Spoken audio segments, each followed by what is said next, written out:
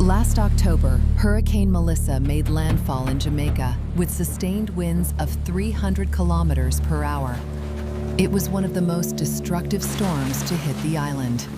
Homes were destroyed, fields flooded, roads and bridges were washed away.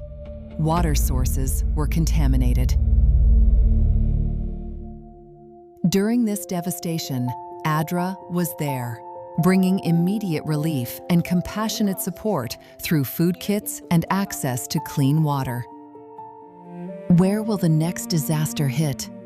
Please help ADRA be ready for the storms, floods, wildfires, and earthquakes to come. Together with your partnership, we can save lives. Together, we can restore hope in humanity, one life at a time.